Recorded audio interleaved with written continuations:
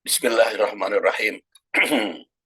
Nah, prinsip yang kedua, hubungan perwarisan itu lebih bertitik berat pada pertalian turunan atau nasab.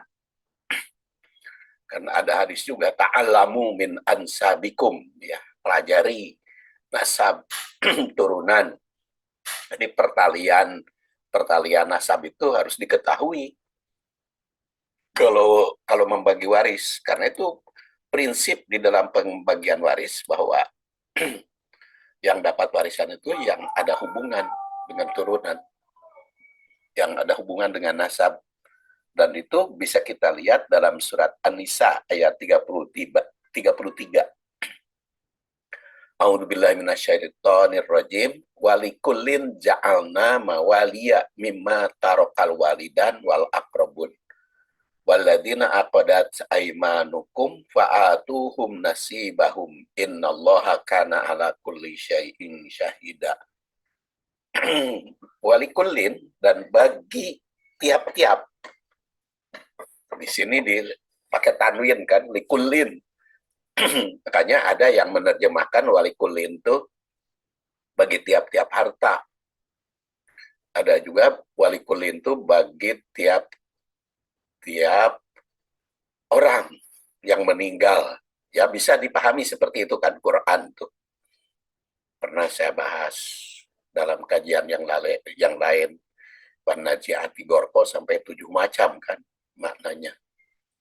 Karena ada ayat itu yang oleh Allah Subhanahu wa taala disengaja mengundang pikiran, mengundang analisis, mengundang tadabbur, karena afala yatadabbarun al-Qur'an.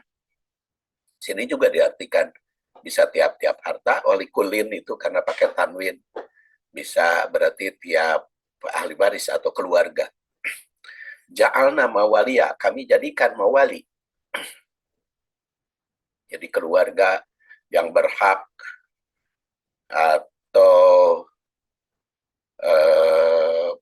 kami jadikan di sini. Kalau mawali itu pewaris, ya. Kalau walikulin diterjemahkan harta, maka yang mendapat warisan. Tapi kalau walikulin diterjemahkan bagi orang yang meninggal, maka kami jadikan maka artinya ja'alna mawaliya itu kami jadikan bagi mereka ahli warisnya.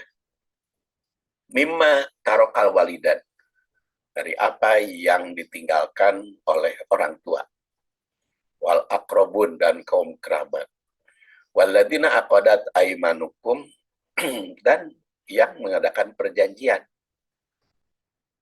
Akad sudah jadi bahasa Indonesia kan, aimanukum, tangan kanan, yang sering diartikan sumpah atas nama Allah. Patuh, maka berikan kepada mereka nasibahum, bagiannya. Innallah, sungguhnya Allah, karena adalah ala kulli syai'in syahidah, jadi saksi atas segala sesuatu. Jadi di sini jelas berdasar ayat ini, yang mendapat warisan itu ada yang berdasar turunan. Yang berdasar turunan itu kan ayah, terus ke atas ibu, itu kemudian saudara, terus anak, cucu. Nah, dan waladina akodat aimanukum. Akodat aimanukum itu sumpah atas nama Allah, atas nama Allah, ya tentu saja suami atau istri. Makanya ada ahli waris hubungannya nasab, ada hubungan musoharoh, pernikahan. Itu prinsip. Jadi lebih diutamakan. Sebagaimana tadi saya gambarkan, yang mendapat warisan itu lebih banyak dari jalur turunan. Seperti ayah, ibu, anak, saudara. Sedangkan pertalian akodat aimanukum hanya satu, yaitu suami istri. Hal ini bisa diperhatikan dalam ketentuan surat An-Nisa ayat 11, 12, dan 176. Kan itu lebih banyak kepada turunan, ya, lebih banyak kepada hubungan nasab. Oleh karena itu prinsip yang pertama ketika membagi waris itu perhatikan dulu ahli waris yang ada, siapa saja yang berhak untuk menerima.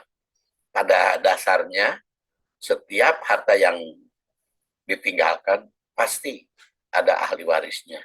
Dan setiap ada orang yang meninggal, maka pasti ada warisnya. Bagaimana kalau sendiri tunggara, nggak punya keluarga, ahli warisnya mah tetap ada, cuman mungkin kadang-kadang tidak diketahui gitu. Tapi pada prinsipnya pasti ada ahli warisnya. Tidak mungkin, kan tidak mungkin tidak ada ahli waris karena itu ditetapkan oleh Allah.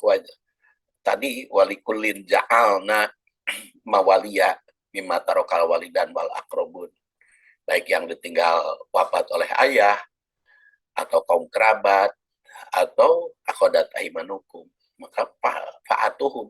Jadi sebelum dibagikan tuh harus diteliti dulu nasab dari almarhum.